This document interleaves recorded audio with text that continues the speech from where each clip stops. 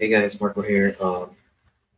Just gonna do a quick video on how I essentially study the numbers of kung paano namin ginagawa ang social media advertising for a specific client or one brand. So the way that this goes is that I'm just gonna run through the numbers, share what it's like, the thought process behind it, and how to analyze it, so that when we give the report sa ating client, mas comprehensive siya and maganda yung insights na binibigay natin sa business owner. Kasi again, you're not just a social media advertiser or a social media advertising expert, but you are also somehow a parang kumbaga business consultant that based on the numbers, here are the areas of improvement. So it's a really fulfilling role. It really helps a lot when it comes to other companies out there that really wants to scale their brand or product. So ang maganda here is that out of the campaign that we did, just a quick background.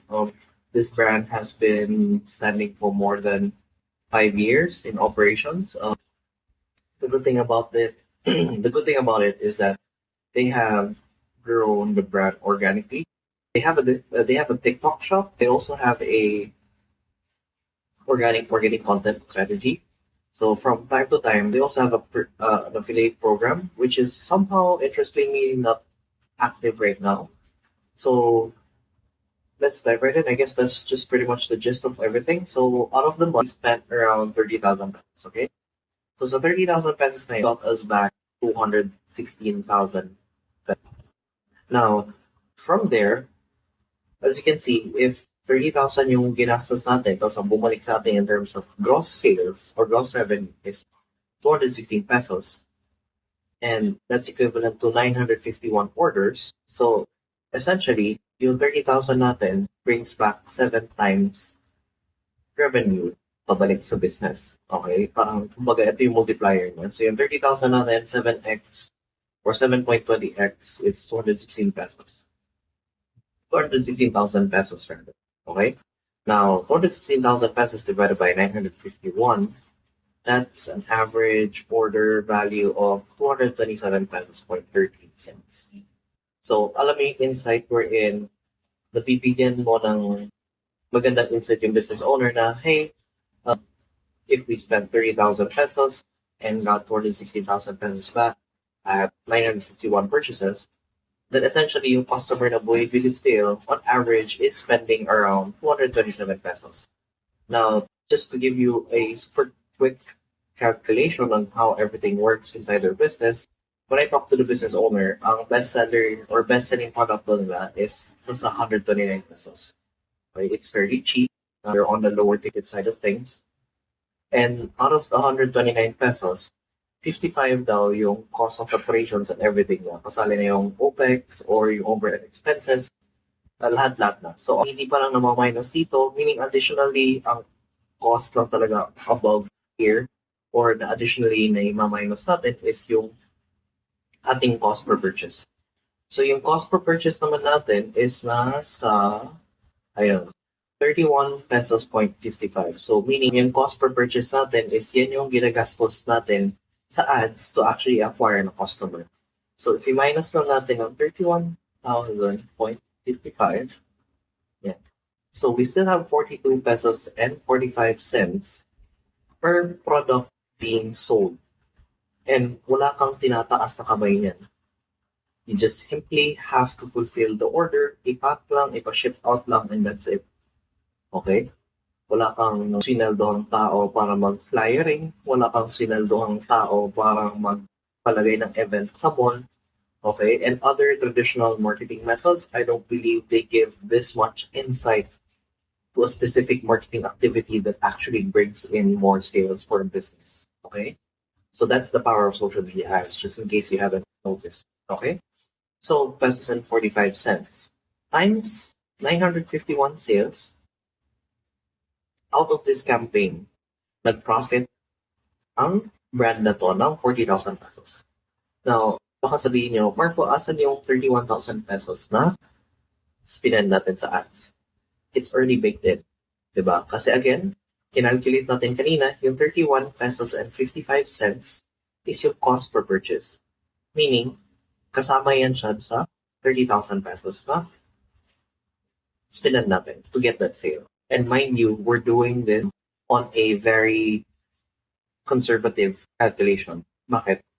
Kasi yung average order value, again, is 227 pesos and 13 cents.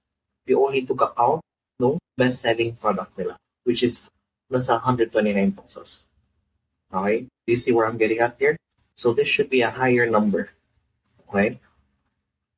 And ang maganda here is that when you look at the numbers, you somehow know asan pa na part ng business and their assets can improve more. How can we say that? Kasi let's say for example, itong CTR or tinatawag natin click-through rate, pinipindot ng customer para pumunta siya sa shop, TikTok shop natin. So, it's only 5%. If we improve our content, then this should go higher. And then at the same time, ang maganda here is that yung shop rate natin is nasa 3.48%. Now, anong meaning itong dalawang numbers na to for a business owner? So, yung 4.73% na yan tells you na you could still improve on your content. And if na-improve mo yung content na yun, meaning nun is kapag tataas yung click-through rate mo, meaning tataas yung traffic pupunta doon sa TikTok shop mo, and tataas yung chances of actually getting a sale. Diba? At the same time, itong purchase rate naman nito, or yung purchase rate shop percentage is 3.48% siya. So meaning, you could still improve things inside your shop. Let's say, for example, yung pricing methods, yung mga vouchers natin, or yung iba't ibang pakulo natin na pinapakita natin visually, or yung mga product pictures ba, yung product descriptions ba, if you could showcase our product more accurately para makita ng customers kung yun ba talaga yung gusto nila na product, and ano ba yung mga key point benefits na pwede natin i-showcase para mas maengganyo yung customer. So as you can see, these numbers can still go higher. And ang maganda na thing is, itong purchase shop rate, kung anong nasa loob ng TikTok shop is controlled ng business. And kung ano yung content na lalabas ng business is controlled din nila. So meaning, these are not outside factors na hindi natin nakokontrol. Okay? So you can improve your content and at the same time improve the details inside your shop so that you can put less friction para mas mabilis and mas madali yung pag-purchase ng customer ng product mo. Okay? And just to give you insight, para makita lang talaga yung contribution ng advertising sa kanilang TikTok shop. So, as you can see, here are the numbers, okay? So, 30,000 pesos, 260,000 pesos ang bumalik. So, as you can see, sa kanilang TikTok shop center is, of course, with platform fees and everything, nasa 327,000 siya. But, gross margin revenue or like yung ating gross talaga is nasa 314,000 pesos. Now, as you can see, based on the previous month, we almost doubled their sales, okay? And just to really show you how it's like, let's say, for example, for the year, sales maintained somehow below 11,000 pesos na line, okay? Now, when we turned on ads noong May, it immediately spiked and it maintained at a higher level.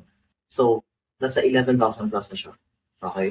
Now, Marco, ano yung spike nung umabot ng 16,000, 18,000? That is probably a content that went viral. Okay? Now, again, chances are na mag-viral yung isang content or magte-trending ay isang content is lower compared to consistently marketing and promoting your products online to the right audience. This is more sustainable. This is more predictable.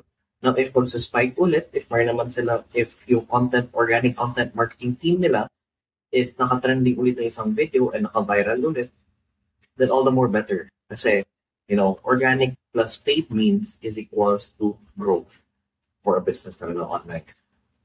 Okay? So, I hope you learned something out of this.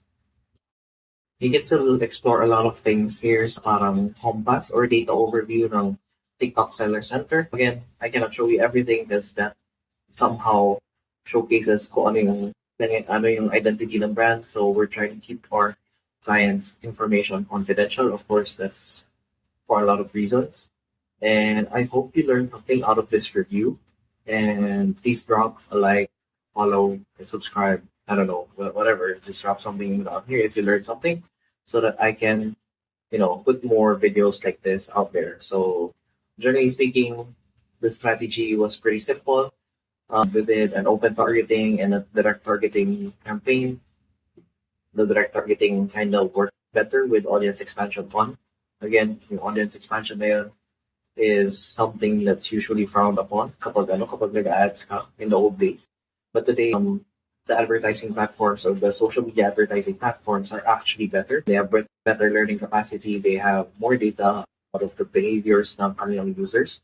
So the good thing about it is that when you start targeted, plus you turn on audience expansion, the intent mo initially is to find the identity or profile of those users that are next closest to your ideal target market. So meaning yung people that will most likely buy your product.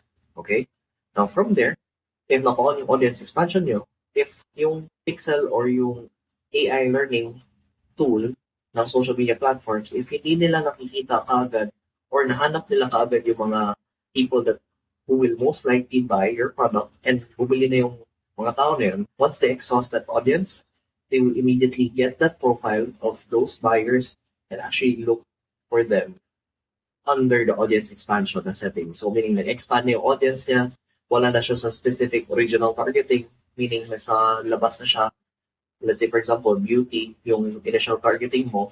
So lalabas na siya sa beauty na audience and hahanap siya ng other audience or market out there that who will most likely also buy your product pero nasa ibang, I hope that makes sense.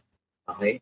So let's say for example, nasa beauty yung mga customers, naubos pa na yung mga customers dun sa beauty na targeting and hahanap siya doon sa isang adjacent, maybe constant traveler. Yan. So constant traveler doon yung nahanapin but hindi niya hanapin ang buong audience na yun kasi yung initial data na meron ka na sa iyong pixel or yung learning AI ng platform is na doon yung mga profiles ng mga buyers. So, ang gagawin niya lang ng learning AI is that pupunin niya yung mga profile na yan, hahanapin niya yung mga profile na yan sa ibang audiences. That's audience expansion on. And if may chances na bibili ang person na yan, ipapakita niya yung ads na yan sa kanila.